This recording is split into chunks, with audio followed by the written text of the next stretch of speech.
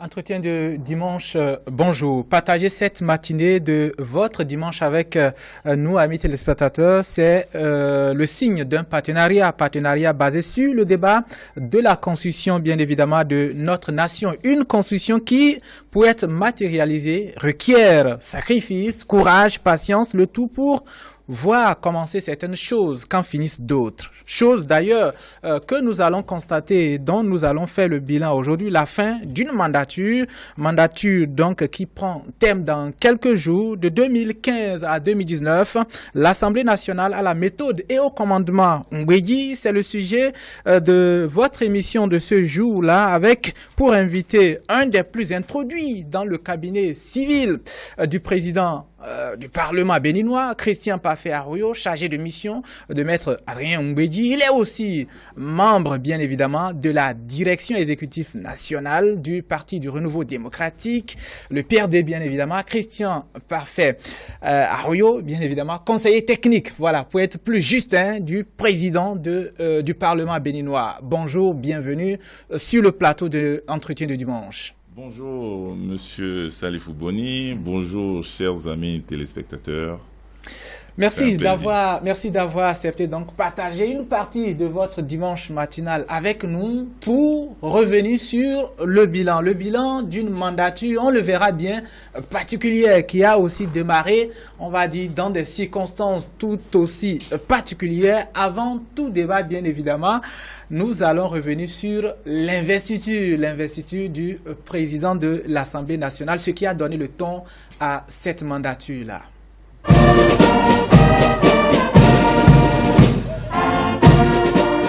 Pour le temps d'une investiture, Porto Novo aura été la capitale politique sous-régionale.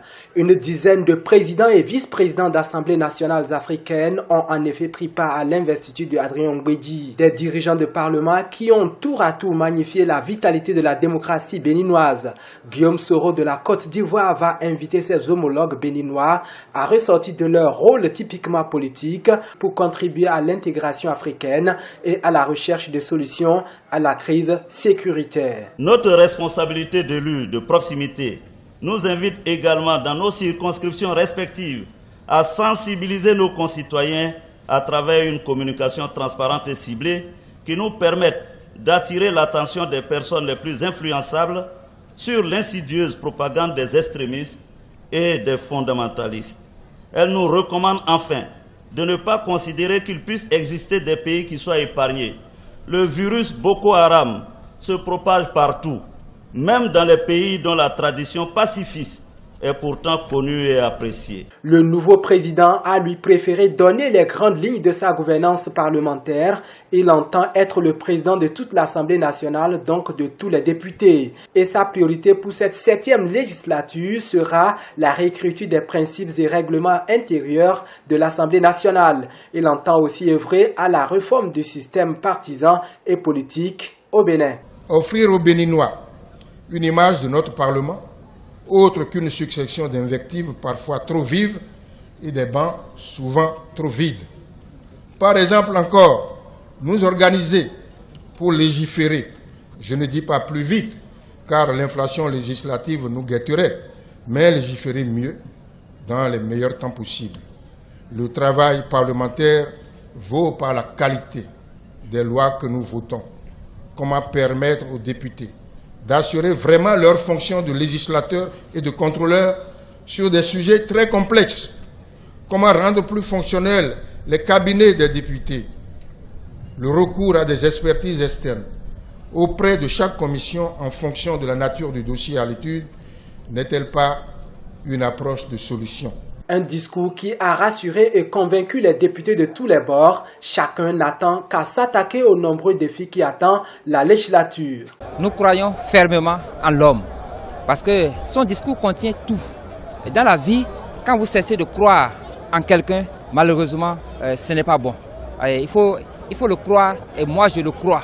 Et je crois vraiment en les vertus qu'il porte, je crois en la confiance qui lui a été accordée, et je crois que même si l'homme lui-même, il a déjà reconnu certaines de ses faiblesses, le fait déjà d'en parler, ça rassure de ce que, évidemment, nul n'est idéal, nul n'est complet. C'est sûr, il va faire au moins 80-90% de tout ce qu'il a promis par la grâce de Dieu.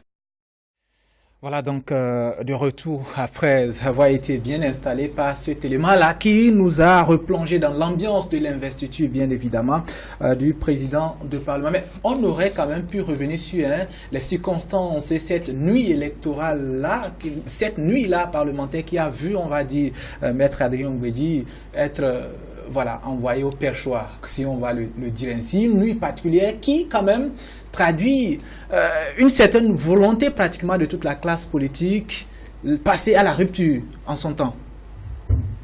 Oui, c'était une nuit qui s'inscrivait aussi dans un contexte politique très particulier, dans lequel le peuple béninois, à travers ses représentants, a envoyé un signal très fort à la classe politique et surtout à ceux qui étaient aux commandes du côté de l'exécutif, c'était du temps du président Yahi Boni, pour dire en réalité que il ne voulait pas d'un Parlement aux ordres. C'est ça le message fondamental et curieusement, ce message revient par ces temps qui courent. Alors, vous dites qu'il y avait un message et surtout au niveau donc des politiques, il y avait comme un consensus on va dire, pratiquement contre le président d'alors. C'était ça aussi l'une des réalités. Non, le peuple voulait un Parlement qui légifère, un Parlement qui contrôle l'action du gouvernement, mais pas un Parlement aux bottes de l'exécutif, pas un Parlement gaudio, par un Parlement, et c'est ce message qui a été envoyé. Donc c'est une légitimité très forte qui est très, très, très collée à notre peuple. Notre peuple est très jaloux du fait que les institutions de contre-pouvoir ne soient caporalisées. Et je crois que ce message-là, il l'a fait passer ces derniers temps et que les gens puissent les décoder. C'est très important. Alors, revenons tout de même à ce temps où le peuple, vous insistez, donc, envoyait ce message-là à la classe politique, notamment aux premiers concernés que sont les parlementaires. Le président de l'Assemblée nationale a semblé et même avant son élection, il a semblé donc capter le message. Ça s'est traduit dans son adresse le jour de son investiture, pratiquement où il traçait les grandes lignes qui pratiquement prenaient en compte ces éléments-là, notamment voilà, la légifération et même la transformation de la nature de la classe politique. Il a promis dès ce jour. Oui, il a promis parce qu'il y avait ce signal fort. Il y a aussi l'expérience de l'homme, son parcours personnel, professionnel et son parcours politique, son parcours au niveau du Parlement. On venait d'élire à la 7e législature un président qui lui serait en train de commencer 3 fois le même exercice dans des conditions chaque fois différentes. Mais donc, toujours difficile. Toujours difficile. Et ce n'est pas le nombre de fois qu'on prend le perchoir qui permet de croire qu'on maîtrise. Parce que le perchoir est très difficile, c'est très compliqué. Il faut concilier tous les intérêts. Et ici, ce n'est pas c'est des intérêts politiques, des points de vue. Il faut faire régner la démocratie. Mais dans un contexte de règlement intérieur, nous reviendrons là-dessus, dans un contexte des lois qui régissent la République. Et c'est justement à ce niveau que l'exercice n'est pas aisé. Deuxième chose, c'est que c'est le condensé de toute la classe politique, toutes tendances confondues, et qui vient s'exprimer. Des gens qui, sur le terrain en tant que politique, des fois, sont des adversaires, mais qui ont l'obligation, dans un intervalle donné, dans un espace géographique précis, ont l'obligation d'oublier leurs divergences pour pouvoir faire avancer la nation. C'est ce contexte-là qui a été le contexte de la 7e législature. Et le président, avec fort de cette expérience que j'ai citée tantôt, a pu donner le cap. Cette expérience a révélé aussi que notre système partisan était défaillant. Et ça a montré les jeux de couloir. Donc, il a voulu marquer cela. Il a vu aussi qu'à la 7e législature, bien qu'en étant à la 7e, notre Parlement n'était pas modernisé. Sur tous les plans. Donc, il a lancé un grand discours, un discours qui était presque un discours programme de sa mandature, et que nous, collaborateurs, sous son impulsion, nous avons traduit à travers un document que nous avons appelé le plan stratégique du développement de l'Assemblée, de modernisation de l'Assemblée nationale. On a réuni les bailleurs autour, qui est devenu un plan que nous avons suivi pendant les 4 ans, mobiliser les ressources, les moyens pour pouvoir aller vers cette modernisation. Beaucoup de choses ont été faites au vu de ce plan de modernisation du Parlement. D'autres sont en cours, mais ça a le mérite d'exister. Ça a le mérite de montrer que une institution comme celle-là doit être gérée suivant des plans stratégiques tels que ça se conçoit au niveau du système des Nations et des Nations Unies et des grandes institutions. On a pu apporter cette expertise-là sous sa clairvoyance en laissant un document avec l'accord de plusieurs bailleurs de fonds et partenaires techniques du Parlement qui nous ont permis de trouver des ressources extérieures importantes qui ont pour moderniser le Parlement. Alors on va y revenir, notamment revenir, on va dire, au niveau d'exécution de ce plan-là et à bien d'autres choses, notamment la gestion technique du Parlement, la gestion politique notamment et autres éléments. Mais revenons et insistons un peu sur le contexte de son arrivée au perchoir. Vous dites bien qu'il y avait un message du peuple qui voulait et qui réclamait une institution parlementaire solide, surtout indépendante. Mais il ne faut quand même pas occulter que c'était la victoire, on va dire, de la minorité sur une majorité plus ou moins visible quand même en son temps. Et ce n'était pas la victoire politique contre, on va dire, un certain positionnement du peuple, parce que le peuple a quand même fait la majorité.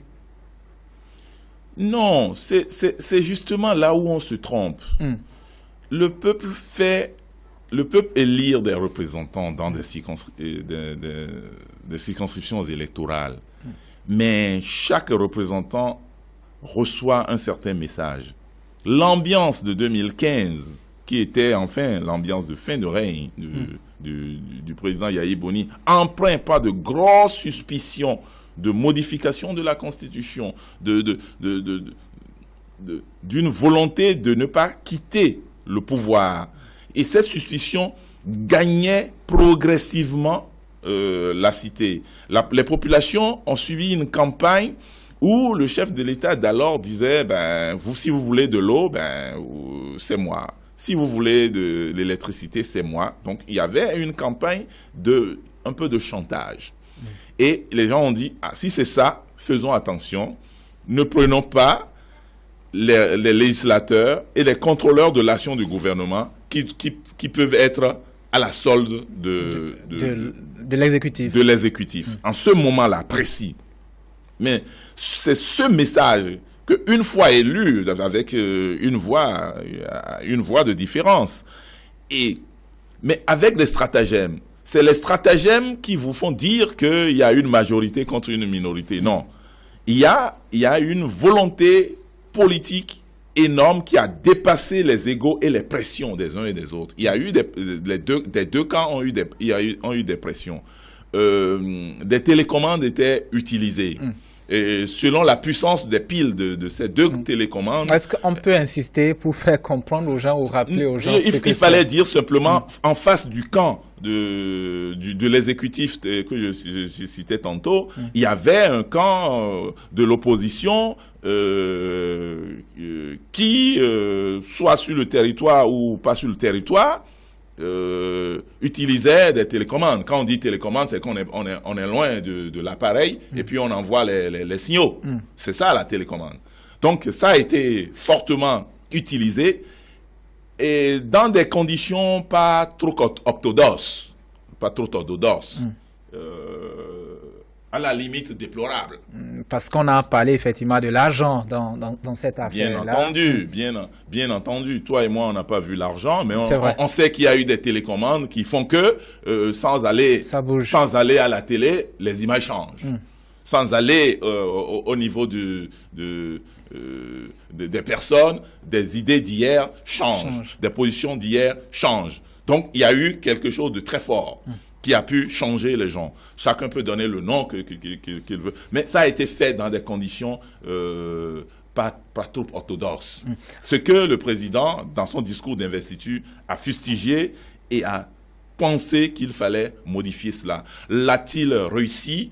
À la date d'aujourd'hui, je crois que sur cet aspect, c'est un fiasco. Bon, on va justement, vous dites que c'est un fiasco, mais on va y aller peut-être détail par détail. Il a, de point de vue gestion technique, donc, il a parlé quand même, on va dire, de la relecture du règlement intérieur même du Parlement pour notamment éviter de donner certains spectacles qu'on voyait avant, certaines images qu'on voyait avant. Est-ce que de ce point de vue-là, au niveau de la gestion technique, les choses ont évolué avec sa mandature que vous pouvez apprécier parce que vous êtes quand même un conseiller technique?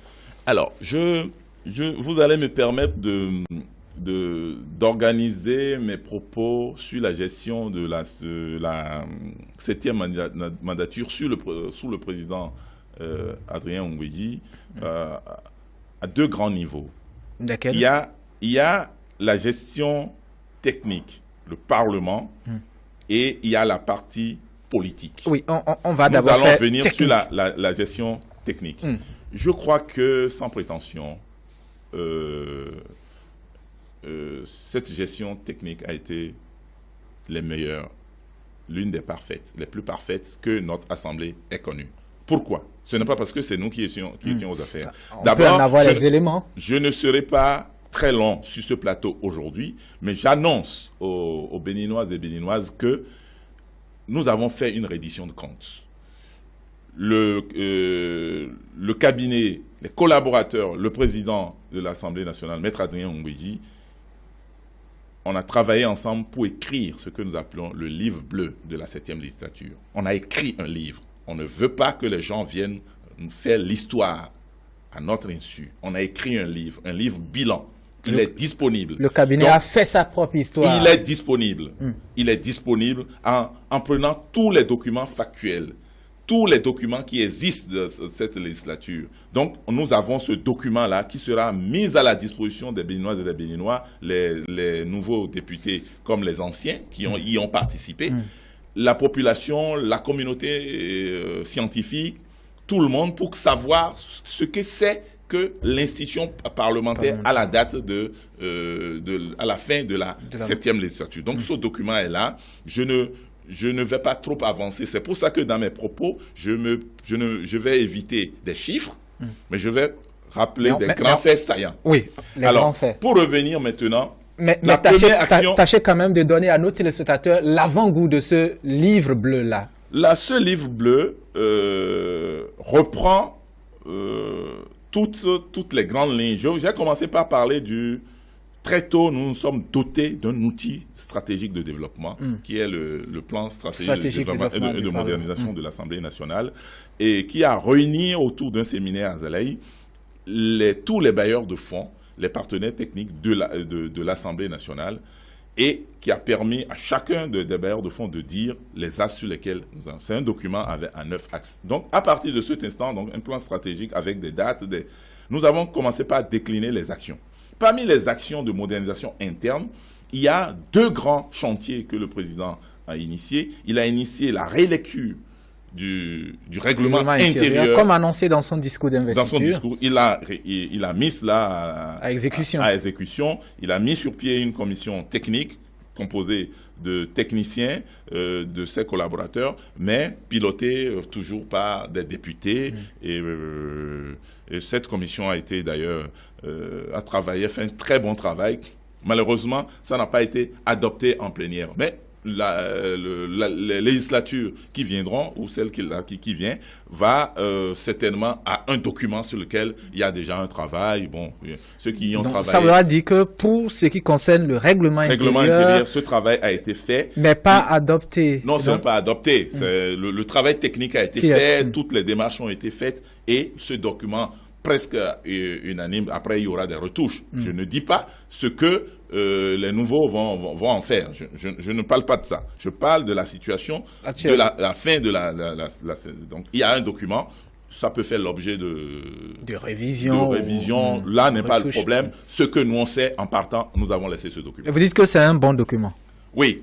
Parce que, bien entendu, la composition même du comité technique qu'il a fait, ça a été présidé par l'honorable Gounou, quand même, qui est vice-président de la commission des lois, avec des gens qui connaissent le Parlement, les techniciens, les collaborateurs et surtout les fonctionnaires parlementaires qui sont là depuis des années. Et on a fait un travail en posant les problèmes dans un esprit beaucoup plus d'évolution.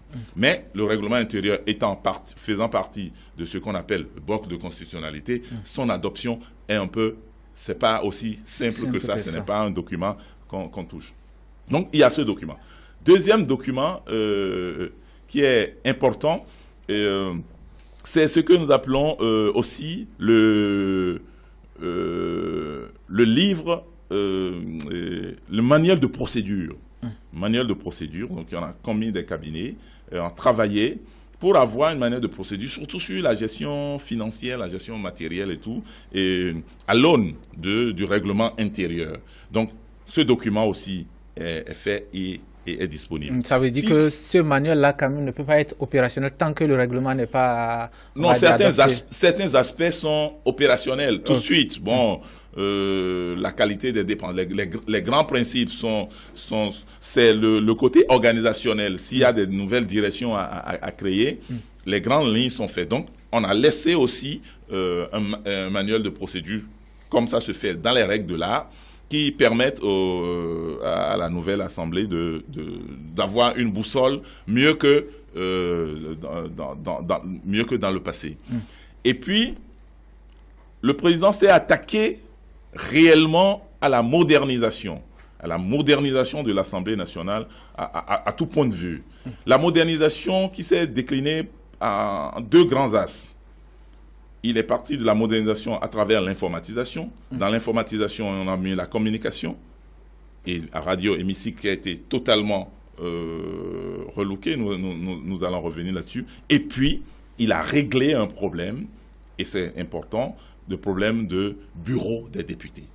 Donc, à la fin de la 7e législature, les députés ne sont plus des députés sans bureau, sous les arbres, sous les manguiers, comme chacun d'eux, ou du moins par paire, avaient un bureau, et ont un bureau qui leur permet de travailler correctement.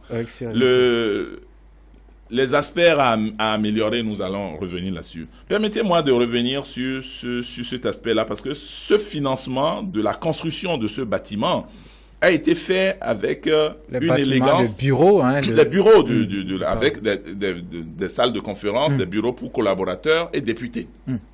Ça a permis de régler la question du bureau au niveau du palais des gouverneurs. Le palais des gouverneurs aussi, qui est un patrimoine de l'UNESCO qu'on ne touche pas comme ça. Il y a eu le génie qui a permis de créer un bâtiment sans défigurer le site.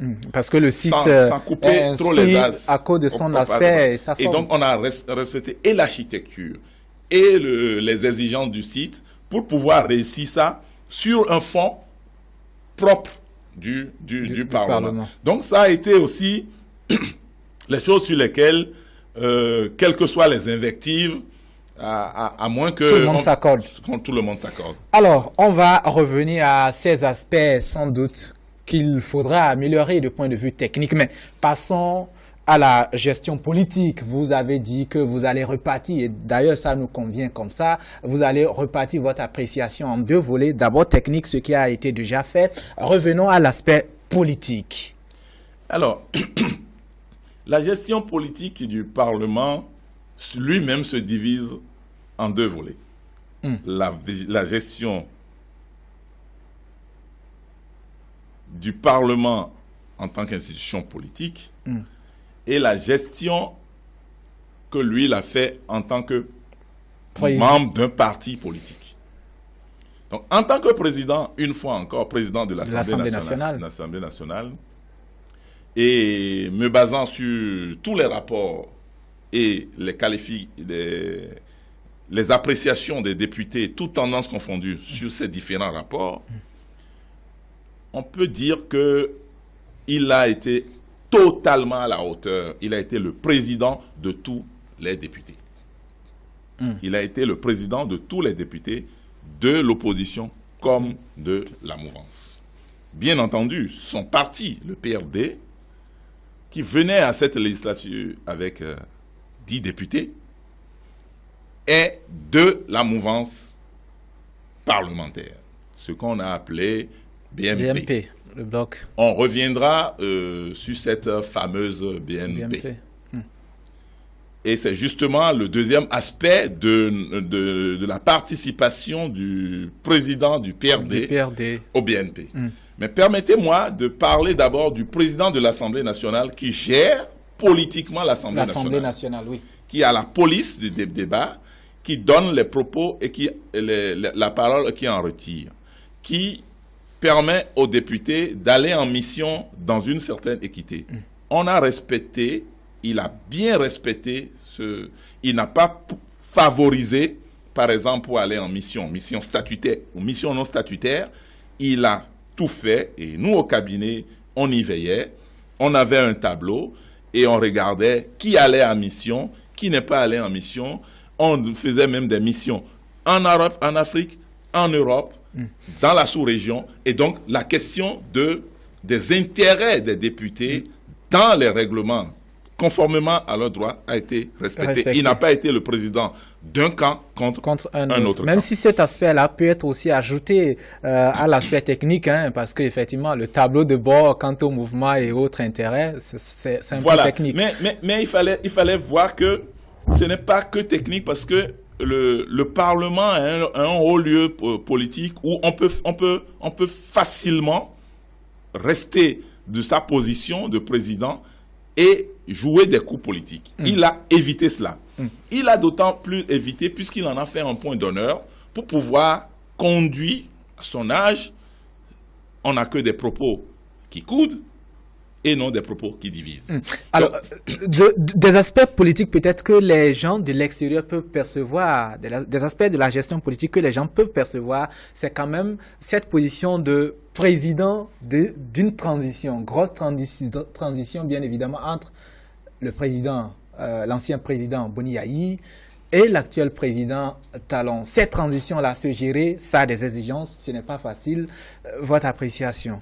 Non, c'est là où nous et puis les gens de mon âge qui faisaient pour la première fois l'expérience de conseiller technique auprès d'une personnalité de ce rang, de ce niveau, on a vu, vraiment, on a appris.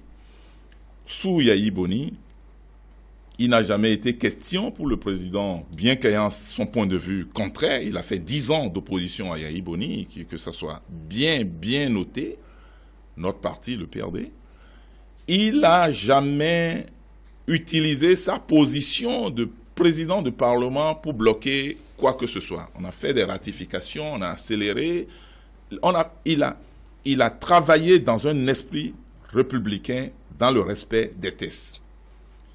Yayi Boni est parti, un nouveau président est arrivé, il a imposé le même rythme, mais pas sans difficulté.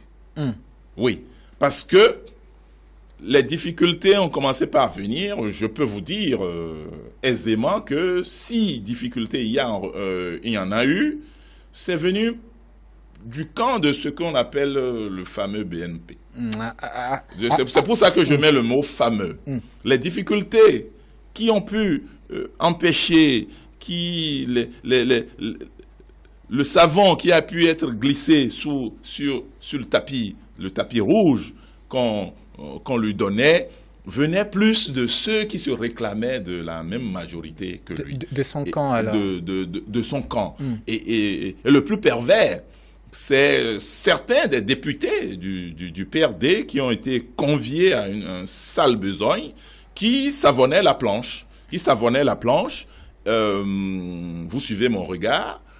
Et ça a été très pénible. Ça a été très pénible du point de vue politique. Ça a marqué la loi, le vote de certaines lois. Ça a donné une tache d'huile presque indélébile sur certaines actions du Parlement. Et qui font aujourd'hui que ce que nous vivons à tout point de vue déplorable. Mais je vous dis, c'est à l'intérieur de ce camp-là que les difficultés... L'opposition a joué son rôle, l'opposition parlementaire, devenue minorité. Mais finalement, quand vous dites que de son propre camp, il y a eu des choses, et même de son propre parti, il y a eu, on va dire, des acteurs qui ont peut-être mis du noir sur le tapis rouge. Est-ce que ça ne fait pas partie, on va dire, de l'activisme politique, du jeu politique, ou même qu'à un moment donné, peut-être les gens commençaient par ne pas être trop dans le style Mbedji? Non, c'est purement de l'immoralité. Ce que je vous dis là, ce n'est pas politique. C'est pas du tout politique. Ça ne fait pas partie des jeux politiques. C'est de l'immoralité. C'est à bannir. Ce n'est pas à encourager. Vous en arrivez à donner l'impression de regretter certaines de ces collaborations? Non, je ne regrette rien. Les gens ont vécu, mais je vous dis les difficultés qui reviennent même sur la scène politique pour dire que la mandature a été... Ces difficultés ont pris source à l'intérieur du groupe parlementaire du PRD. Et qui a été le foyer à partir duquel on a soufflé pour faire la braise. On fait la braise pour qu'on arrive à des situations des fois inconfortables. Alors, ça là, c'est du factuel. Nous avons les preuves, nous avons les documents, nous sommes sereins là-dessus. Nous avions pris des positions là-dessus. Et c'est justement à partir de ces foyers et de ces petits foyers qui ont été allumés que, chemin faisant, nous sommes arrivés à ce que nous vivons aujourd'hui de dramatique. Vous m'avez demandé, c'est normal d'ailleurs, mon jeune âge, vous m'avez dit suivez mon regard pour ne pas vous répéter. Est-ce que si je suis votre regard et que je suis d'accord avec vous, on ne fait pas un peu trop de l'enfance politique, de naïveté, de bonté politique, quand on sait que la politique, c'est un chaudron depuis 90. Non. Mbedji en a quoi? Trois expériences, c'est sûr qu'il a pratiquement vécu les mêmes choses. Je vous dis, je dis au peuple béninois, à la 7e législature, le président Adrien Mbedji, président de l'Assemblée nationale, n'a eu aucune difficulté à gérer l'institution parlementaire, ni sur le plan technique, ni sur le plan politique. Il a eu une grosse difficulté, savamment orchestrée, qui a pris un foyer, qui a pris corps au sein de sa famille. La naïveté n'est pas là. La naïveté, c'est tout. C'est pas qu'il est naïf. C'est que on a utilisé, nous dans l'appréciation. On a utilisé ses enfants, ses collaborateurs, ses proches, par tous les moyens, pour dynamiter d'abord son groupe parlementaire, pour le détruire, pour le mettre en lambeaux. Suivez mes mots, hein. Ce n'est pas... Pour le mettre en lambeaux. C'est-à-dire, vous insistez, donc, ce n'est pas... À partir de cet instant, toutes les autres combinaisons ont été faites, tous les autres complots ont été faits autour de ça, avec des acteurs connus, identifiés, pour pouvoir conduire à certaines difficultés. Alors, à certaines difficultés. C'est vrai que pour nous... Et on s'empresse de les annoncer. Je vous dis, vous allez écouter les députés de la minorité et parlementaires, ils vous diront jamais qu'ils ont été brimés. Quelques racas qui se justifient. Mais les vrais problèmes sont sournois, ils ne sont pas visibles, ils ont été...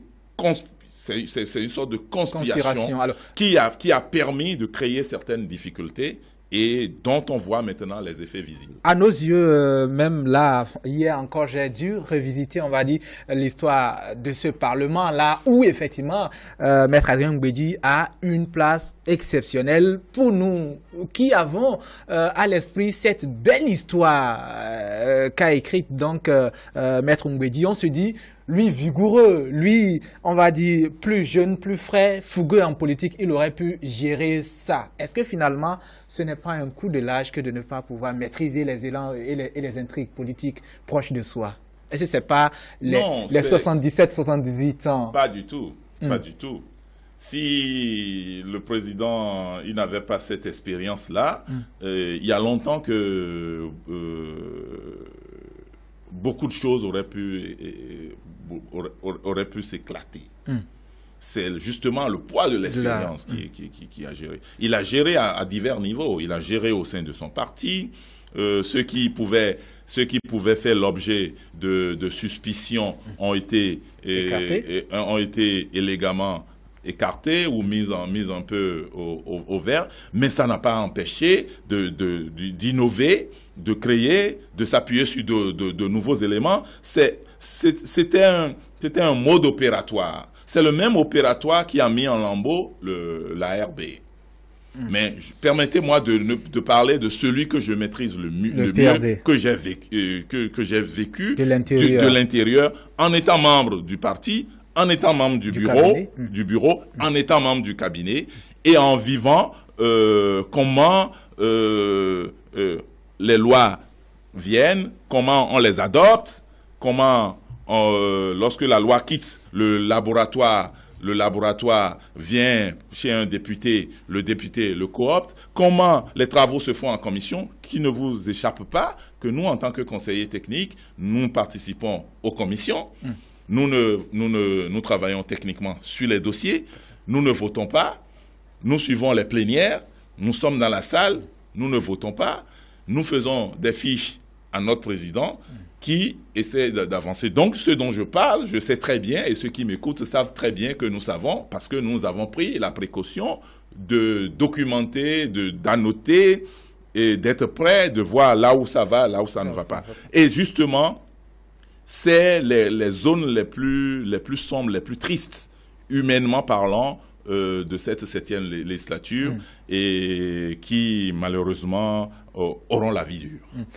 Alors, c'est vrai qu'on va revenir sur, vous avez parlé des lois et on va y revenir, on va revenir à la teneur de la production, la qualité, l'orientation de la production, bien évidemment, des instruments juridiques par ce Parlement-là. Mais bien avant, il y a quand même que, quand on vous suit, on a peur que vous puissiez vous contredire quand vous avez tantôt salué, on va dire, la magistria avec laquelle le président du Parlement béninois a géré l'aspect politique, l'aspect technique. Mais finalement, quand il y a tant de zones d'ombre, tant de taches noires que vous-même vous décrivez, on se dit finalement, est-ce que c'était si beau que ça?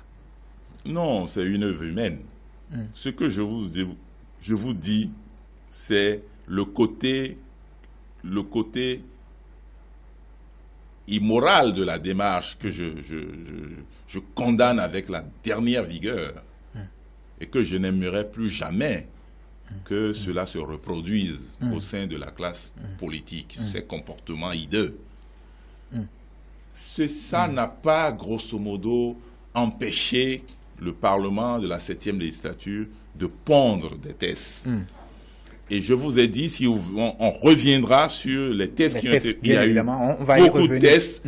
C'est un Parlement qui a croisé la volonté politique du nouveau chef d'État en 2016, je vais nommer Patrice Talon, qui est venu avec un projet de réforme. Tout à fait. Réforme qui coïncidait avec la volonté politique globale. Donc, il y a eu des tests de réforme. Je ne parle pas de ces masques-là. Je parle de la manière dont, dans les coulisses, personne ne voit. Et on aura des difficultés. Des hommes et des femmes passeront sur ce plateau pour venir dire leur part de vérité. Mais là où, lorsqu'ils vont franchi un Rubicon, nous, on va leur sortir des tests, des documents. C'est vrai parce que justement, au Parlement, les débats sont enregistrés. Et nous avons, au cours de la modernisation du Parlement, on a des bases de données pour enregistrer ces données-là. On a des tests. Radio Hémicycle est désormais sur la plateforme internationale. Donc, et ça émet en direct. Donc, si les gens veulent nous contredire, nous sommes, d'ailleurs, justement, nous sommes bien outillés. Contredit, c'est vrai que nous, nous sommes là pour vraiment dire ce qui s'est passé dans les coulisses. Personnellement, et je crois que le peuple en a besoin. Personnellement, je suis un peu étonné parce que je me dis qu'effectivement, que les coulisses ont ce visage-là, un peu sombre, côté sombre de l'homme, bien évidemment. Ça fait partie de la politique. Mais pas inhumain, pas immoral, pas inhumain. C'est-à-dire, ne mettons pas la politique comme le champ des coups bas. C'est justement ce que je dis, ce n'est pas que... Donc, faire de la politique, c'est poignarder son frère dans le dos, c'est mentir, c'est détruire son parti politique. Non, ce n'est pas ça faire la politique. Alors, faire la politique, c'est pondre les lois, c'est réfléchir, c'est construire la cité. C'est ça, faire la politique. Il ne faut pas forcément s'ingénier à décrire la politique comme l'art de faire des coups bas. Et du coup, l'Assemblée devient un refuge pour des criminels de sournoiserie. Ce n'est pas ça. L'Assemblée est un haut lieu de respect, justement, des hommes et des femmes qui justifient pleinement de la légitimité du peuple. Il y a quand même de tout ce qu'on voudrait savoir, cette absolution pratiquement de votre part, absolution à l'égard donc de la minorité. Quand on sait que dernièrement, l'une des colères vives du président de l'Assemblée nationale, c'était quand même, on va dire, à l'endroit de toutes les parties, hein, les deux côtés notamment de l'Assemblée nationale, où il demandait, mais vous me prenez pour qui? Si vous me prenez pour qui, c'était plus à l'endroit de la minorité. Elle n'est pas aussi, on va dire, innocente que ça, inoffensive que ça, la minorité. Vous voulez parler de la crise préélectorale. Dans cette crise préélectorale, on a quitté les chantiers battus dont je parlais. Non, il ne parlait pas que de l'opposition. Le vous, c'est vraiment un vous global. Parce que, justement, ce fameux BMP qui aurait pu faire le boulot comme ça se doit, jouait aussi de la diversion. Ça faisait du dilatoire. Et de part et d'autre, chacun avait un calendrier. Le président de l'Assemblée a pris soin de leur dire, lui, il n'a pas un calendrier. Le seul calendrier qu'il avait, c'est de conduire la République, les institutions de la République, qu'est le Parlement, vers une élection inclusive et apaisée. Je crois qu'il s'est jeté corps et âme, et il a son corps défendant. Il a vu d'un côté les manipulations d'un camp, de l'autre, il a vu que subitement les deux camps ont réveillé tous leur mentor. Donc, à la fin de la mandature, les deux télécommandes sont revenues. Je pèse mes mots, hein. Je pèse très bien mes mots. Je suis très responsable de ce que je dis. Les deux télécommandes sont revenus. Et puis, il a poussé la fameuse cri, ne vous cachez pas derrière votre doigt. Il parlait à un député quand même de la majorité en ce moment-là. Bien entendu, de l'autre côté de l'opposition aussi, on tirait le drap de ce côté. Conséquence, c'est que nous sommes dans ce que nous vivons aujourd'hui de déplorable avec des morts à la clé. Voilà. Alors, là, c'est vrai que il faut chercher à davantage comprendre. On a vu un PRD, bien évidemment, un parti impliqué, on va dire, dans l'accompagnement, si on peut le dire ainsi, hein, dans l'accompagnement de ce que le gouvernement a mené de bon, avec sa participation notamment au bloc de la majorité parlementaire, ce que vous avez appelé tantôt fameux. Finalement, c'était un bon partenariat où le PRD se sentait à l'aise. Pourquoi aujourd'hui un directeur, un conseiller technique peut dire fameux? Vous m'avez appelé pour faire un bilan. Je vous dis ce qui s'est passé. Je vous dis ce qui s'est passé. Ce qui s'est passé, c'est loin d'être ce que on vous sert. C'est parce que je l'ai vécu de l'intérieur que je l'appelle fameux. C'est un conglomérat d'intérêts divergents, inavoués, empreints de coups bas, grosso modo. Je l'ai vécu de l'intérieur, c'est pour ça que je l'appelle fameux. C'est triste.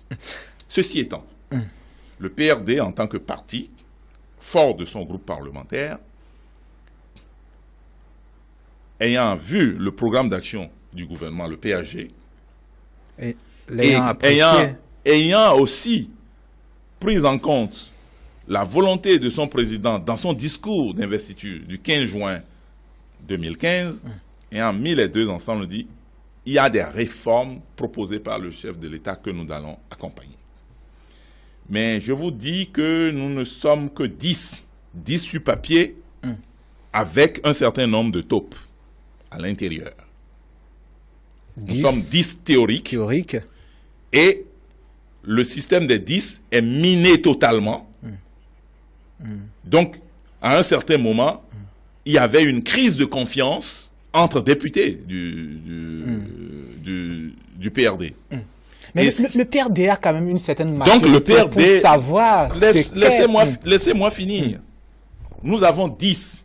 Donc, théoriquement, on dit les 10. Le président a réussi chaque fois à garder la ligne du parti. La ligne du parti, tel vote, nous la faisons, tel vote, nous la menons dans tel ou dans tel sens. Nous avons loyalement et sans contrepartie soutenir l'action du gouvernement du début jusqu'à la fin dans les limites des tests au Parlement. Donc, le travail législatif, nous l'avons fait. Nous n'avons rien demandé au gouvernement. Nous n'avons rien et nous n'en demandons pas. Par contre, nous avons, compte tenu de notre expérience, nous avons voté les tests en notre âme et conscience. Et nous en sommes aujourd'hui très fiers. Pour un certain nombre de tests, d'autres, nous n'en sommes pas fiers. Nous allons revenir en son temps sur les différentes lois qui ont été votées. Mais ça fait partie du jeu de la majorité et de la minorité. Nous étions une minorité entièrement à part au sein de la du fameux BMP. Donc le BMP nous traitait d'une autre manière à l'intérieur, mais c'est pour la dextérité, l'expérience du président qui a permis de contenir ces assauts. C'est ça que je veux expliquer. Peut-être que ce n'est pas perceptible, mais ce n'est pas perceptible pour tout le monde, mais c'est pervers. Alors, c'est vrai, on va finir, on va revenir à la question du déroulement donc des votes et autres lois. Vous avez commencé par le dire, mais on ne va pas revenir sans avoir évacué. On ne va pas revenir à ça sans avoir d'abord évacué cette affaire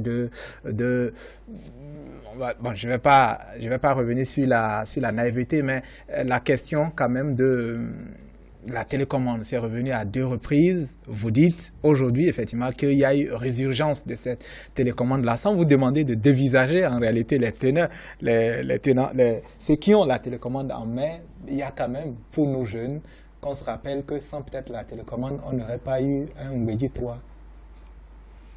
Non, c'est tout comme si vous me dites si mon père n'aurait pas vu ma mère, je ne serais pas né. Bon, c'est une vérité de la palisse. C'est une vérité de la palisse. Mais là n'est pas le problème. Là n'est pas le problème. Le problème fondamental, c'est cette immoralité qu'on a ramenée au sein de la politique. C'est cette manière de jouer des coups bas, de sourire, d'afficher une certaine apparence et de donner des coups en coulisses. C'est ça que nous, on a vécu. Nous, oui, moi, j'ai été naïf. Je croyais que ces gens-là, c'était des gens sérieux. Je croyais. Je vous dis que je commence d'abord par parler des problèmes de mon parti pour que ceux qui, après, dans ces complots, ont pu s'associer à d'autres qui aussi se réclamaient de la même mouvance que nous, donnait une certaine apparence. Nous avons vu la fin du résultat. On n'est pas là pour faire des jérémiades. Nous sommes là seulement pour dire que ce qui s'est passé, c'est pas moral.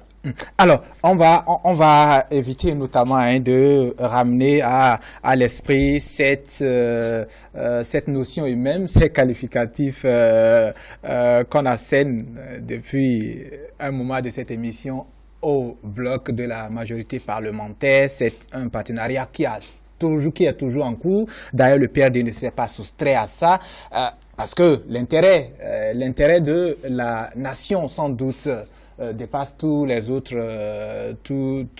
autres implications. C'est pour ça, peut-être que le PRD ne s'est pas soustrait. Alors, malgré ces difficultés, malgré ces coups bas que vous décrivez, que vous regrettez amèrement, il y a eu quand même que nous avons assisté à une mandature qui, répondant aux volontés du gouvernement, a quand même été productive.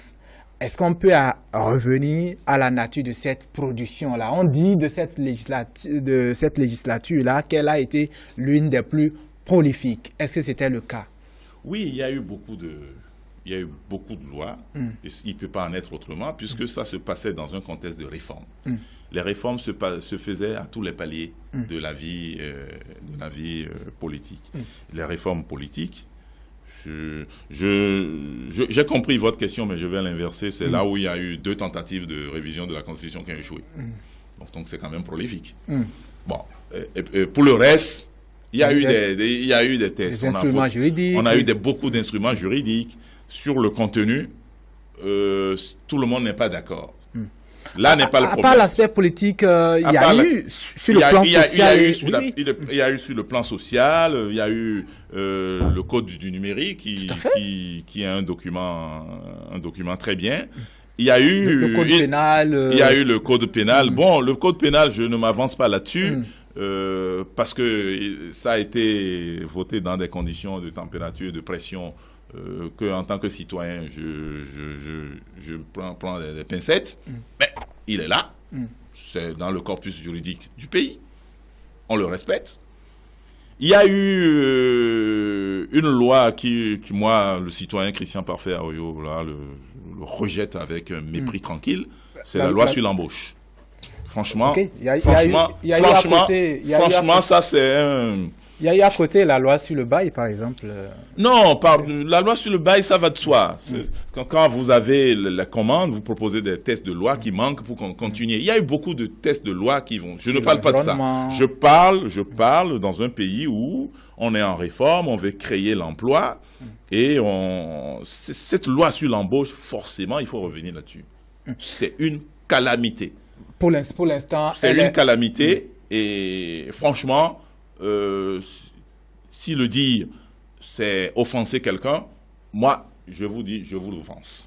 Franchement, c'est pas une loi à garder. C'est votre position. Il n'y a pas... En tant que citoyen. Il n'y a pas à offenser quelqu'un. Et vous dites qu'il faut revenir sur ça. Franchement, il faut le faire. Il y a des mécanismes. La démocratie prévoit des mécanismes pour notamment permettre aux gens... Cette loi-là, vous la lisez dans tous les sens. C'est pas du tout.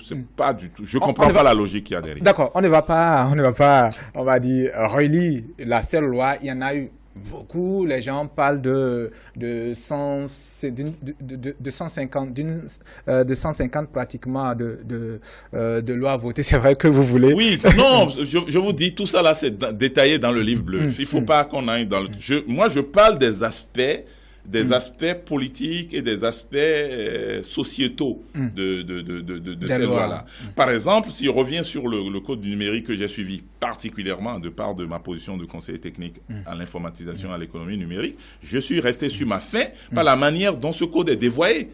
On a un code du numérique, un instrument de développement, mais qui aujourd'hui est utilisé comme un appendice du code pénal pour aller traquer les citoyens sur les réseaux sociaux. Il est dévoyé. Le code numérique est dévoyé. Il manque beaucoup de décrets d'application pour le rendre comme un outil de développement. Et si on continue comme ça risque d'être un machin. Alors, sur la loi, puisque vous voulez insister sur certaines lois, sur la loi notamment de l'embauche notamment, est-ce qu'il n'y a pas une certaine exagération? forcément, les lois ne plaisent pas toutes dans leur contenu, mais il y a forcément une étude technique, une certaine visée et forcément des retombées attendues. Les études techniques sont commanditées par ceux qui ont la vision. C'est la vision, l'esprit de la loi que je combats. On a besoin d'une loi sur l'embauche. Mais l'esprit, la philosophie de l'emploi qui a présidé ces études techniques-là, le cahier des charges qui a présidé ces études, ce cahier des charges n'est pas soutenable dans le contexte du Bénin aujourd'hui, où on a besoin, beaucoup de jeunes sont sur le carreau, on en forme dans nos universités et on les met dans une situation de précarité. Et justement, c'est là où il y a un véritable problème. Je crois qu'il n'est pas tard de revenir là-dessus. Il ne faut pas s'arc-bouter pour dire qu'on a toujours raison. Il ne faut pas être autiste. Il ne faut pas être autiste. Je crois qu'il y aura un débat sur chaque loi. En son temps, c'est notre pays. Mais je vous dis particulièrement, cette loi-là, je l'ai lue dans tous les sens. En ce moment-là, on pouvait dire, on pouvait opiner. Je vous dis que j'ai suivi cette loi pendant en commission. Après sa votation, faut parler comme les Suisses. Les Suisses Alors, et les Canadiens. Après son vote et sa promulgation et autres, quand même, on a vu des choses. Peut-être que sur les chiffres, l'on ne peut pas s'accorder. Il y a eu quand même pas mal de chiffres officiels sortis par notamment le gouvernement et sans doute aussi rappeler la fois récemment sur l'emploi, la fois pilotée par le gouvernement et surtout aussi par les entreprises chinoises. Tout ça, c'est quand même que ça entre dans le cadre de ce que veut la loi, une certaine stimulation, une certaine redynamisation du cadre, on va dire, de l'emploi. Non, vous m'amenez sur un terrain qui ne me plaît pas. Si je me mets à développer cela, on ne va pas s'en sortir. Ce que je veux dire, la philosophie de la précarité de l'emploi, qui est un droit humain garanti par la Constitution, est une philosophie à bannir. Il faut pas la mettre dans une loi. C'est tout ce que je dis. D'accord. Le reste, l'application, ce n'est pas là le problème. D'accord. Mais on ne peut pas avoir une loi et dire que les jeunes qui veulent, on les met dans une situation de précarité, ils ne revendiquent rien.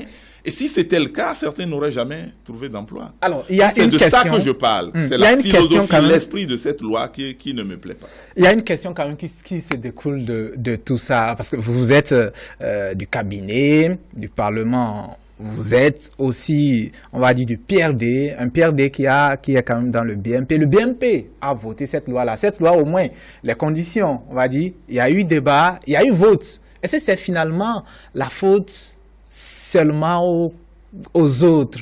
Le BMP a voté ça. Est-ce que c'est toujours les autres? Non, pas les acteurs. Suivez-moi très bien. Suivez-moi très bien. Le PRD aussi a voté. Ce débat-là que le PRD a voté. Ce débat que j'appelle, qui revient de manière récurrente, je sais là où vous voulez en venir. Ce débat revient de manière récurrente. Vous avez voté. Pourtant, vous avez voté. Oui. La responsabilité de ceux qui ont voté. La responsabilité, ce n'est pas parce qu'on a voté une loi que la loi est bonne.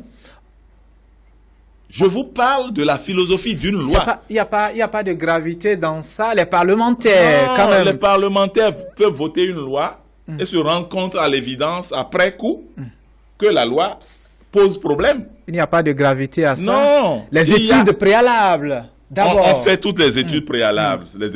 Les études préalables se font sur la base d'un cahier des charges donné par un commanditaire. Donc, il n'y a pas d'études préalables neutres.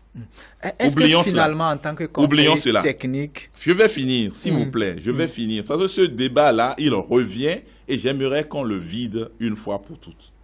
Vous les avez votés. Vous avez voté les lois. Vous venez me dire que vous ne pouvez, on ne peut pas. Au nom de quoi? On n'a pas le droit de dire que ce qu'on a fait est mauvais. Maintenant, ça c'est la première question. C'est une question philosophique. C'est une question philosophique, c'est une question de droits de l'homme. Oui, nous avons voté la loi. Oui, ça pose des problèmes. Il faut y revenir. Premier principe. Mais deuxième principe, dans quelles conditions cette loi a été votée? Est-ce qu'avant de revenir aux conditions, sans doute aussi répondre à cette question, répond aux éléments de conditions et autres, est-ce que finalement, le fait de dire déjà aujourd'hui de revenir sur certaines lois, dont celle-ci-là, ne donne pas raison à ceux qui pensent que les députés du PRD et des autres partenaires du BNP sont des députés Godjo? Si vous menez le débat comme ça, on ne va pas s'en sortir. Je vous dis, dans mes propos, vous avez dit, on a voté beaucoup de lois. Ça, c'est dans le sens de dire, il y a eu un bon travail parlementaire de vote de loi. Au moins du point de vue productif. Productif. Je vous dis oui. Du point de vue maintenant, qualité, je vous dis, il y en a de très bons. Mais je vous dis, personnellement, il y en a qui n'est pas du tout bon. Je n'ai pas voté. Moi, je ne suis pas député. Je n'ai pas voté. Ce n'est pas parce que mon parti a voté que vous, en tant que citoyen, en lisant les textes de loi, en tant qu'intellectuel, je ne peux pas opiner sur une loi de ma République. Pas vous, juste qu'on voudrait savoir si... Maintenant, si vous dites que parce qu'ils ont voté, ils ont été godillots, ce n'est pas forcément ça. Ça peut être le point de vue d'un camp face à un autre camp. Maintenant, vous voulez savoir, et c'est ça que la question que tout le monde évite.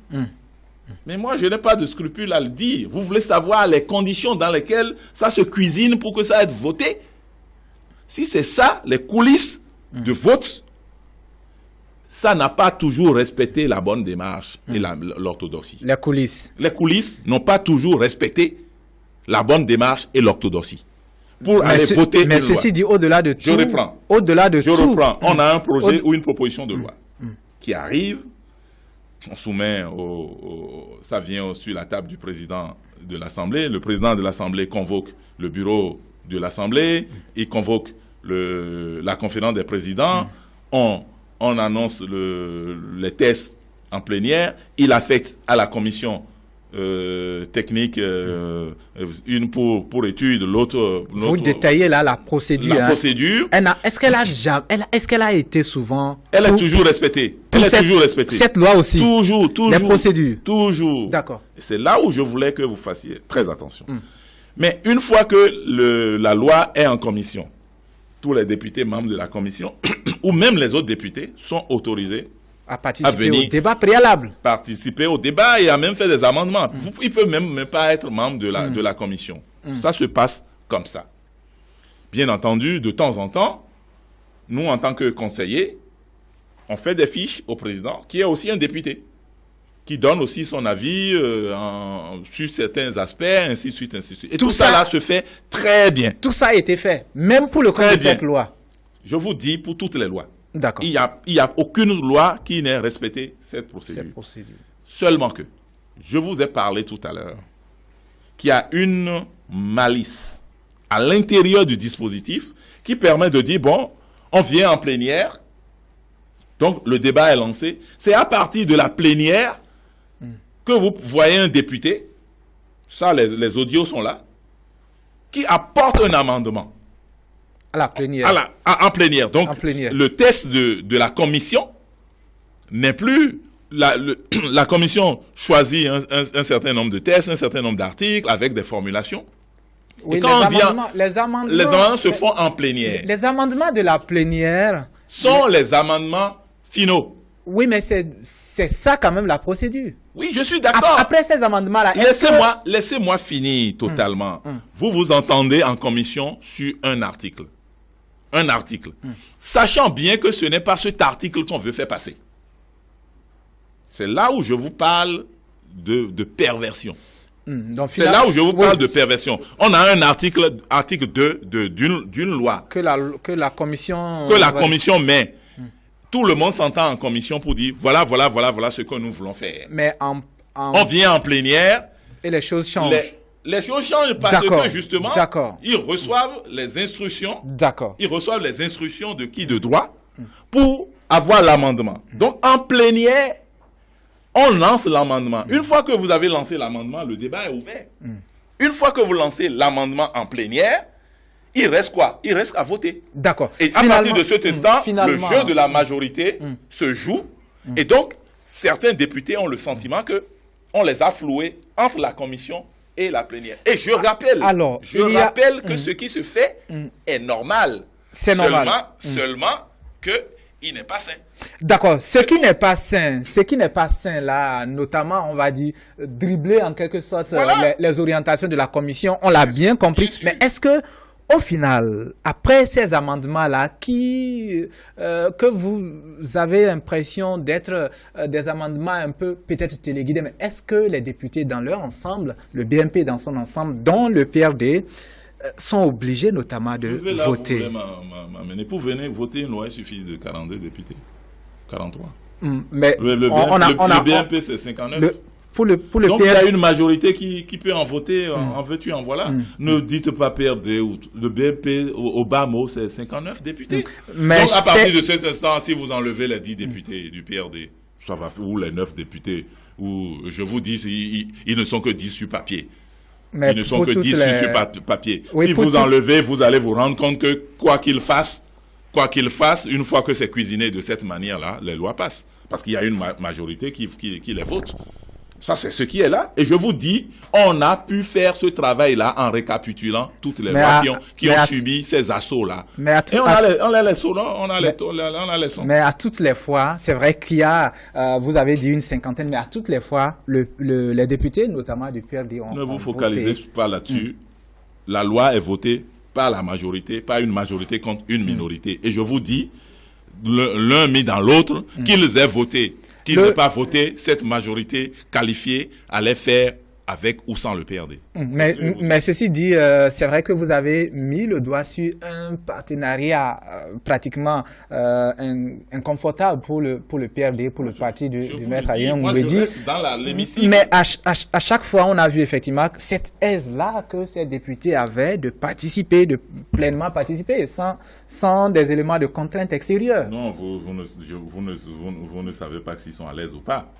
Vous ne savez pas qu'ils sont à l'aise ou pas. Moi, je suis proche d'eux. On va tirer une conclusion. Je suis proche des députés du PRD et il y en a deux catégories. Il y en a deux catégories. Il y a la catégorie des députés qui sont restés fidèles à la ligne du parti jusqu'au bout. Il y a la catégorie des députés qui ont poignardé le parti dans le dos.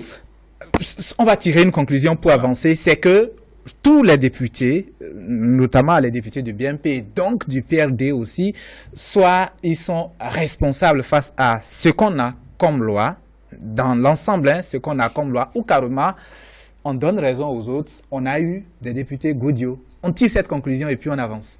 Non, je ne tirerai pas cette conclusion. Les lois votées, ils assument. Ils assument, donc ils sont responsables. Ils sont responsables. Je veux dire...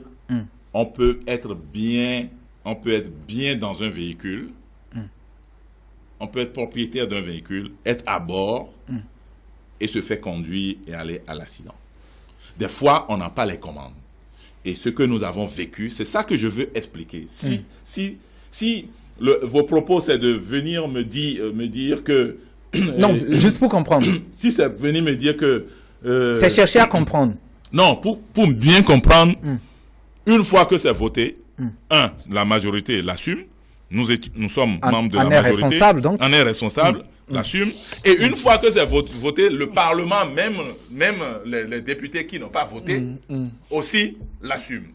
Là n'est pas la forme de responsabilité. C'est un propos, notamment la teneur de notre discussion, a semblé un peu faire en sorte que certains n'assument pas, qu'on renvoie la responsabilité ailleurs. Je vous explique comment ça s'est fait.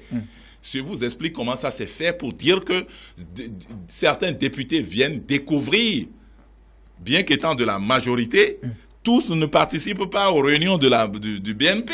Les réunions extra-parlementaires, les réunions qui se font un peu partout dans Cotonou, tous les députés du BNP, y compris les députés du PRD, théoriquement membres de trucs, ne sont pas forcément associés. Si vous voulez ces détails-là, on peut les dire. Là n'est pas les propos. Résumons. Ils ont voté, ils sont responsables. Dans quelles conditions vous voulez en savoir? Nous sommes à l'aise de vous le dire pour dire que ça n'a pas été fait forcément dans les règles de clairvoyance. C'est pour ça que j'ai décrit tantôt les conditions dans lesquelles ce partenariat a été mené. Mais on l'assume du début jusqu'à la fin. Nous sommes bien, on en a des responsabilités, mais à l'échelle de 10, notre responsabilité est limitée. D'accord. Alors, c'est vrai qu'aujourd'hui, il y a effectivement que le contexte, notamment des débats, le contexte nous oblige, on va dire, à insister sur certaines questions. Vous avez démarré en appréciant les efforts et même l'apport d'une expérience, l'expérience de Maître Arien Ngbeji, qui n'est pas rien au Bénin, c'est quand même un engagement de longue durée avec des responsabilités énormes. Et donc, finalement, quand on en arrive à la deuxième partie de notre entretien, on semble dire qu'il y a possibilité pour ceux qui nous suivent de dire finalement, bon, c'est parce que le PRD n'a pas été au scrutin que il y a une certaine teneur dans le discours. Pas du tout. Ce que je dis, un député, un fonctionnaire parlementaire, un collaborateur du cabinet, quelqu'un qui connaît le fonctionnement du Parlement, vous me dites seulement le titre de la loi, ça porte souvent la date, je vais vous sortir l'audio, vous allez voir, vous allez voir le scénario que je suis en train de décrire. D'accord. Ça là, on a pris le temps de les compiler. Ce sont des éléments de contexte je vous décris une manière de faire voter de manière astucieuse certains aspects de tests en jouant sur ce que j'appelle une majorité mécanique. Alors, voilà, c'est de ça que je parle. Je ne dis pas que ceux qui ont voté in fine ne sont pas responsables. Je ne dis pas cela. Maintenant, la particularité, c'est que à chaque moment, il se trouve des députés qui dénonçaient ces pratiques, mais le jeu de la majorité aidant, ils ne sont pas pris en compte. Et je vous ai dit que dans la majorité, nous constituons une minorité à part. C'est ce que j'ai expliqué. Donc les gens, vous ne donnez pas l'impression que certains veulent se dérober de leurs responsabilités, non? Non. Nous donnons l'impression que, bien qu'étant dans cette majorité, nous avons été traités d'une manière qui ne nous plaît pas. Ça n'a rien à voir avec les élections. C'est les conséquences qui nous ont amenés là où nous en sommes aujourd'hui. En fait, après coup. Ce que je dis, nous parlons il y a 1 an, il y a 2 ans, nous parlons il y a 2 mois, il y a 3 mois, il y a 4 mois. Nous ne parlons pas forcément des élections. Si vous voulez, on a fait des débats. Sur le code électoral. On a fait des débats sur l'achat des partis. Chaque camp a donné son point de vue.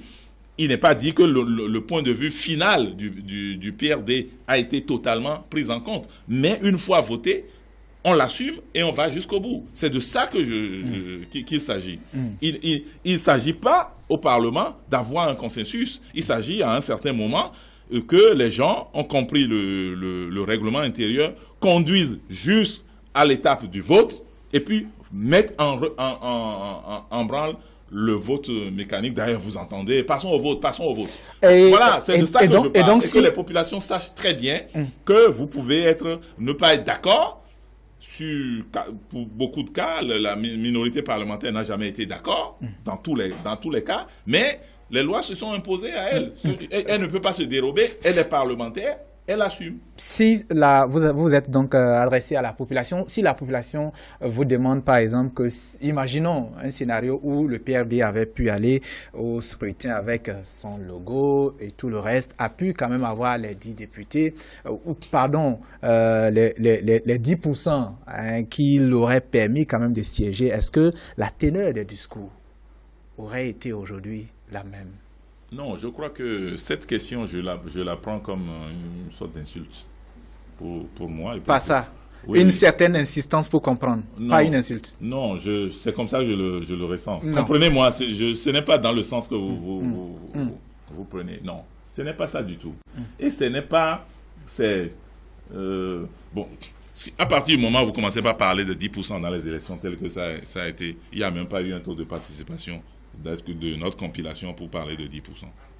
Les deux partis sont partis sans contradicteur, et puis ils ont eu un score minable comme celui-là en taux de participation. Ça veut dire que, franchement, il y a un problème de légitimité qui se pose. Et donc, c'est tellement qu'on n'allait pas participer aux élections dans des conditions d'exclusion. Nous l'avons dit au départ, que nous ne sommes pas là pour cautionner une exclusion, parce que les exclusions souvent... Ah, monsieur, si quand même vous avez... Non, ça c'est avec si on peut construire Paris. Avec si, bon, nous, je vais vous dire que si on était parti, on aurait eu 110 députés. On aurait eu 120 députés. Vous voyez, le si peut nous amener à tout. D'accord. Alors, donc, ce n'est pas des questions, ce n'est pas... Ce qu'il faut garder, c'est que on ne peut pas, dans une démocratie, dans une élection des représentants du peuple, les élections de représentants du peuple, on ne peut pas l'organiser en excluant le peuple. On va faire une petite pause, revenir notamment aborder la toute dernière partie de cet entretien-là. Mais un élément qui va nous permettre d'opérer la pause, c'est notamment les impressions de quelques personnalités. En juin de 2015, bien évidemment, ce jour de l'investiture, la vie, on va dire, l'orientation aussi, l'appréciation de quelques participants, personnalités participantes. Donc, on va suivre cela. Ça donnait le ton d'une certaine attente. On va apprécier si, au finish, on peut être fier de cette mandature. Maître Adrien Ngbeji qui revient pour la 3e fois. Et j'espère que si le nombre de fois est synonyme d'une continuité, ça doit être synonyme d'une perfection.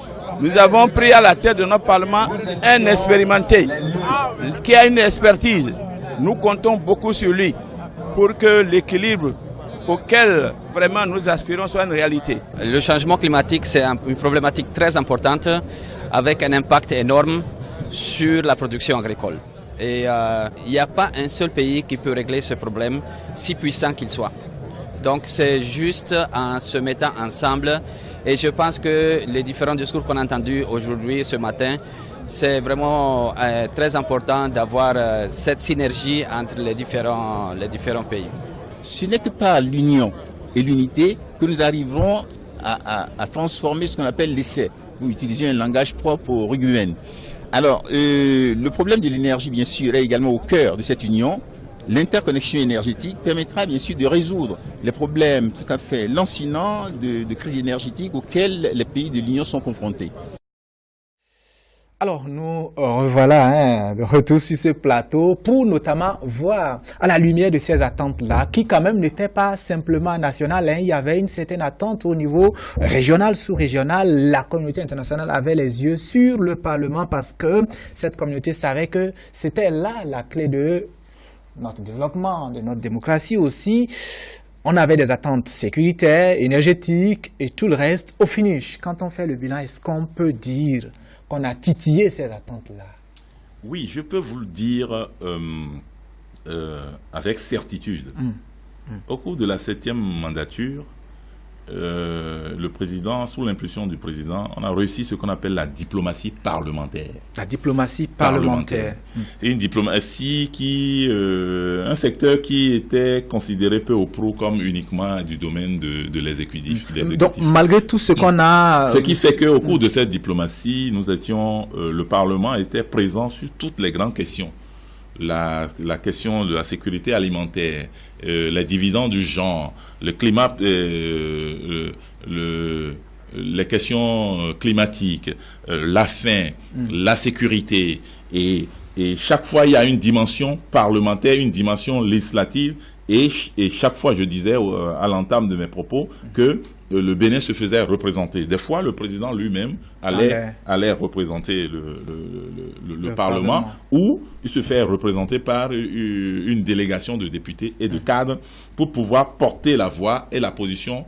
Et beaucoup de textes ont été amendés comme ça, les textes nationaux, des lois ont été amendés comme ça, parce que il y a eu des réajustements par rapport aux directives internationales. Sur ça, c'est un véritable succès. Et sur ces aspects-là, il faut continuer dans cette dynamique. Je profite pour saluer le président de cette commission, Arifari Bako, qui sorti du gouvernement pour devenir parlementaire à cette fibre-là, et il jouait très bien. Je l'admirais dans ce rôle-là, qui donnait un rayonnement, qui permettait à notre Parlement d'être présent à toutes les instances. Il y avait les présences des rencontres statutaires, il y a aussi des présences pour des rencontres non statutaires. Il y a aussi, au cours de cette mandature, la création de beaucoup de groupes parlementaires, pas les groupes parlementaires tels qu'on les connaît, mais des groupes de parlementaires qui sur des questions précises. Par exemple, pour la faim, pour la sécurité alimentaire, pour l'intégration, pour l'approche genre. Et donc, du coup, ça permet que beaucoup de réunions s'organisaient avec les bailleurs de fonds, les partenaires techniques et financiers, j'allais dire. Et ça donnait une présence de nos parlementaires à beaucoup de rencontres. Et pour participer à ces rencontres-là, dans la gestion, le président prenait soin d'équilibrer les différents camps pour qu'il n'y ait pas qu'un camp qui voyage, parce que ça procure certaine visibilité pour les députés. Et donc, il a su gérer ça. Il y a eu moins de frustration, pour ne pas dire pas du tout, à en croire les différents rapports que que le président a proposé jusque-là. Donc, ça là, c'est une attente, c'est une réussite, et les prochaines législatures doivent aller dans ce sens-là. D'accord, voilà. Donc, à vous en croire, sur ce plan-là, les attentes, voilà. On peut dire qu'on les a un peu titillées, même si l'impression c'est qualité-réussite. Pour le Parlement, pour le président notamment, les failles foutent très loin pour les autres. Non, pour le Parlement, je vais profiter pour dire que, par exemple, malgré l'expérience, malgré sa volonté, malgré les séminaires, malgré tout ce que le président de l'Assemblée et ses collègues ont mobilisé pour la représentativité des femmes, ça a échoué parce que cette démarche devait s'inscrire dans la modification de la Constitution. Ça a échoué, c'est un échec. Aujourd'hui, nous avons un Parlement toujours assez masculin, un peu trop masculin. Oui, écrit en langage masculin. Donc, ça fait partie des échecs. Et beaucoup d'autres échecs, les plus cuisants, c'est le contrôle de l'action gouvernementale. Le contrôle de l'action gouvernementale, c'est vraiment quelque chose qui n'a pas été du tout fait par cette mandature. Vous allez me dire, souffrez que je vous dise, ce n'est pas forcément la responsabilité du président. Souffrez ce n'est pas dû à son style. Pas du tout. La démarche est très claire. C'est les députés qui écrivent, qui demandent le contrôle de l'action gouvernementale. Les quelques rares commissions qui ont eu lieu n'ont pas eu les moyens pour pouvoir aller au bout. Mais une fois encore, les problèmes sont à situer ailleurs. Je sais que ce que le président de l'Assemblée devait faire en la matière, il a fait. Je sais que chaque député devait écrire. Certains se sont plaints pour dire qu'ils ont écrit des questions au gouvernement, des questions écrites. On a constaté, le président l'a dit et l'a rappelé au gouvernement qu'il y avait même des sessions où le gouvernement ne venait pas. Il pouvait pas. Mais le contrôle, ce n'était pas non plus que ça. Il y a plusieurs niveaux. Voilà. Il y a questions orales, questions écrites, les enquêtes parlementaires. Donc, les enquêtes parlementaires coûtent cher et ne servent à l'étape actuelle, ne servent pas à grand chose. Parce qu'il y a toujours Est-ce que les questions servent à quelque chose? Maintenant, les questions qui pouvaient être faites, même une fois que c'est adressé, d'abord les députés en posaient moins, et parce que ceux qui pouvaient les poser sont pas tellement nombreux parmi les députés. Et une fois que c'est posé, le gouvernement n'est pas forcément là pour venir répondre. Même si le président, ça sert à quoi? Là aussi, mieux que ça permet mieux que l'enquête. Des fois, c'est les incompréhensions viennent du fait que le gouvernement ne s'est pas bien expliqué sur la question. Et en venant devant les parlementaires pour expliquer, pour dire voilà ce que nous avons fait, voilà les moyens que nous avons mis, voilà. Et ça permet, parce que le gouvernement d'abord travaille dans son coin et le parlementaire travaille dans son coin. Et la face visible du parlementaire, ça peut être ce que les populations viennent décrire. Donc le parlementaire, fort de ses préoccupations, pose la question, par exemple, sur pourquoi on a augmenté le prix de Internet. Le gouvernement explique. Le gouvernement explique. Des fois, justement, sur ces aspects-là, il y a eu des moments où le gouvernement n'était pas venu. Et à partir de cet instant, la situation n'a pas eu lieu. Mais le président, pour revenir à la gestion et au style du président, il n'est qu'un député parmi les 83. Il faut le reconnaître aussi. Et un député qui doit appliquer les textes.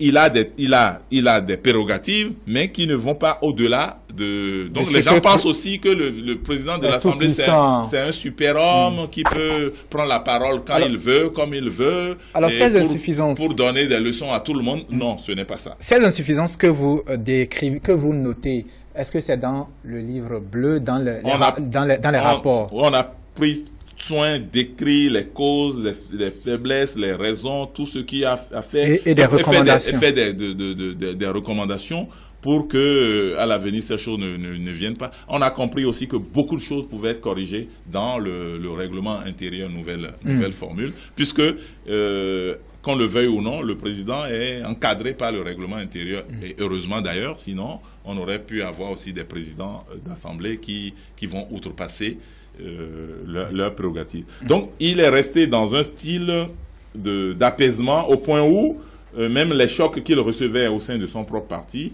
il a essayé de transcender pour conduire à bon port le navire. Donc, aujourd'hui, qu'on le veuille ou non, c'est les appréciations extérieures qui vont donner le bilan global. Ce que nous disons de manière factuelle, c'est ce qui a été fait et les conditions dans lesquelles ça a été fait. Souffrez que je dise les conditions les plus douloureuses, parce que c'est des conditions inutiles qui auraient pu... C'est elles qui apparemment vous ont plus marqué. Alors, ça m'a marqué, on a parlé parce que naïvement, on pensait que c'est un milieu où les gens sont sincères et les gens pouvaient travailler. Nous, on a travaillé le cœur et la main ouvertes, mais on a été largement déçus. Alors, c'est vrai qu'on a parlé du livre bleu, mais bon, il y a quand même les rapports d'activité du président lui-même. Le livre bleu n'est pas ça. Hein. Est-ce que ces recommandations et ces insuffisances que vous notez sont aussi inscrites dans le rapport d'activité du président? C'est-à-dire que le rapport d'activité du président est un document institutionnel. Donc, c'est les tests qui l'exigent. Chaque fois que le rapport est fait, présenté aux parlementaires, deux rapports par année, session ordinaire, première session ordinaire et la session budgétaire,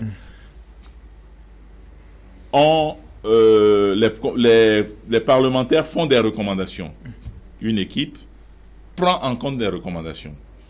Les recommandations, et ça se traduit par des actions que le président essaie de corriger dans les 6 mois qui suivent le prochain rapport.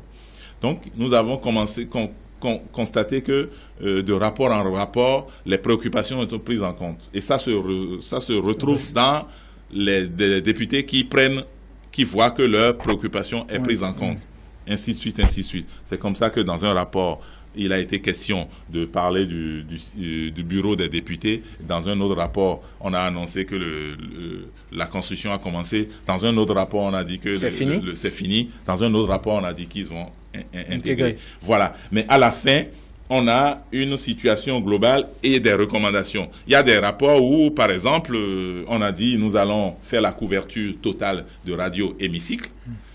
Sur toute l'étendue du territoire. On a eu des bandes et finalement on a fait une étude. L'honorable Yawede, qui était président de cette commission qui s'y connaît en matière de radio, a rencontré des experts sur le plan international. Nous avons travaillé ensemble, mais on n'a pas eu le budget pour pouvoir faire ce projet-là. Ce projet reste un chantier, un vaste chantier pour le Parlement. Pour le Parlement. Alors, voilà des choses qui n'ont pas pu aboutir, mais dont les études ont été totalement faites. On a pu toutes ces choses quand même sont donc inscrites dans les différents rapports. Dans le livre bleu, et là où on en est, ce qui reste à faire, les difficultés rencontrées, les pièges à éviter. Donc ça permet de faire un bilan et de faire une projection, parce que c'est une institution, tant qu'on sera avec notre constitution actuelle, le Parlement est appelé à rester, à s'améliorer. Donc c'est ce rapport-là. Il n'est pas donc ce rapport qui essaie de transformer en livre pour qu'après on puisse assumer le contenu. Donc ça a été fait. Les autres législatures ne sont pas contraints de le faire. Ils pouvaient se contenter de leur rapport. Mais les ambiances telles que nous les avons vécues, nous nous sommes dit, mieux vaut faire un livre. Pour que vous avez vu, j'ai utilisé des expressions des fois imagées, parfois très dures, très dures, mais quand les gens vont se dire mais qu'est-ce qu'il raconte celui-là, le livre va expliquer la condition dans laquelle ça s'est passé. On va commencer par sortir de cet entretien, mais on ne peut pas sortir de l'entretien sans avoir quand même fait un point en réalité de ce qu'aura été l'impact Mungweji dans la vie de cette mandature-là. Et pour bien le faire, il faut quand même rappeler que ça venait d'être la 3e mandature. 3 mandatures, parfait Aroyo, 3 mandatures. Donc, finalement, qu'est-ce qu'il faut retenir de ce style-là, de cette culture-là, qu'on peut appeler style Mungweji, culture Mungweji, management Mungweji?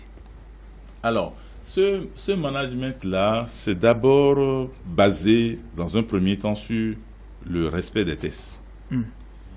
Le respect de ses collègues. Nous, on a instruction ferme qu'un député n'attend pas une seconde sur la porte du président de l'Assemblée nationale, toutes tendances confondues. C'est-à-dire, vous êtes député, vous êtes collaborateur de Maître Adrien Mungweji, vous dites que tel honorable veut venir, c'est tous travaux cessants que lui, il les reçoit.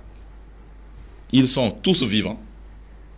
Les 82, l'un est mort, paix à son âme, dont Aroui, député de notre profite pour saluer la mémoire de tous ceux qui nous ont quittés au cours de cette mandature. A été marqué aussi par des morts, dont celui d'un député et d'anciens députés.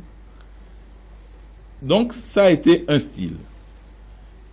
Nous avons le style Mungweji, c'est presque, au cabinet, c'est presque zéro faute. Vous ne laissez pas une fiche avec des erreurs. Attention, c'est corrigé au bic rouge.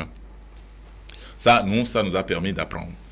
Mais ce qui est important aussi, qu'il faut dire, c'est qu'il a fait éditer aux éditions Archipel un livre qu'on a appelé D'un perchoir à l'autre. D'un perchoir à l'autre, on a recensé dans ce document, donc dans ce livre, édité aux éditions Archipel, disponible, tout qui a été mis dans toutes les mains, possibles, imaginables, tous les discours, les plaidoyers de Maître Adrien Mungweji. Et c'est important pour nos jeunes de savoir les discours qu'il faisait à toutes les circonstances, les discours officiels, pas les discours en tant que chef de parti, pas les discours en tant que citoyen simple, pas les discours du PRD, les discours en étant au perchoir, à des grandes assemblées, pour montrer comment la notion de liberté, de démocratie, lui est chevillée à corps. Donc c'est cette notion-là qu'il a essayé d'imprimer dans une foi qui est la sienne. C'est d'ailleurs pour lui, c'est la liberté au cœur. C'est une manière de ne jamais négocier la démocratie, de ne jamais négocier les notions de droit, qui que vous soyez. Et il a choisi cette option sur le plan professionnel, et ça s'est traduit dans son style. C'est le style où on ne brime personne. Mais ce style est venu ajouter à l'expérience de l'homme, à ses valeurs humaines. Ce qui fait que très vite, certains auraient voulu un président de l'Assemblée aller forcément contre certaines décisions. Mais lui, même nous, sur certains aspects, en tant que collaborateurs, on comprend pas pourquoi sur tel aspect, il ne réagissait pas comme on l'aurait souhaité. Et c'est lorsque vous prenez le temps d'interroger son parcours et son... Non, pas son parcours. Quand il vous appelle pour vous expliquer, ça c'est aussi le style Ombédi. Moi, j'ai beaucoup appris. Vous allez vers le président, vous lui faites une fiche, il vous appelle, il vous fait une observation sur la fiche, vous sortez de son bureau aguerri, vous avez appris quelque chose. Vous pouvez écrire un discours, et moi, ça m'arrive très souvent avec lui, vous faites tout le discours, et puis après il vous dit, mais ce discours n'est pas politique. Et donc, vous voyez qu'il y a un discours techniquement bien écrit et tout, et il te dit la couche politique. Ça veut dire qu'il y a des choses que le technicien peut dire, il y a des choses que le politique ne peut pas. Et c'est justement lorsque vous avez appris ça et que vous voyez des comportements politiques de part et d'autre, vous êtes choqué, parce que vous êtes éduqué dans un autre style, dans un style de respect des lois, de respect des valeurs humaines, simplement de détachement, et vous vivez ça, vous dites, mais il y a quelque chose qui ne va pas. Et c'est ça, justement, ce style-là que nous aurions bien voulu que ça se perpétue. Maître Adrien Ombédi, qui a beaucoup écrit donc les témoignages et tout ce que la jeunesse peut tirer de cette montagne politique-là, quand même, c'est disponible. La jeunesse n'a rien perdu, même si elle n'a pas été témoin de tout le parcours. Elle peut lire et découvrir tout ce qui a constitué donc tout ce qu'a constitué ce grand parcours-là. Christian Pafé-Arroyo, on a égrené pratiquement une centaine de minutes sur les 90 prévus. Merci donc d'avoir répondu à notre invitation et d'avoir sacrifié cette partie de votre dimanche matin pour, on va dire, faire le bilan de cette mandature-là avec nous. Vous êtes, il faut le rappeler, vous êtes conseiller technique du président de l'Assemblée nationale, Maître Adrien Ombédi. Vous êtes aussi membre de la direction exécutive nationale de son parti, le PRD, sur lequel on est revenu longuement dans cette émission. Merci beaucoup et à nous revoir sans doute pour faire d'autres bilans et d'autres débats. Amis téléspectateurs, à dimanche prochain pour un autre débat sur Entretien de dimanche.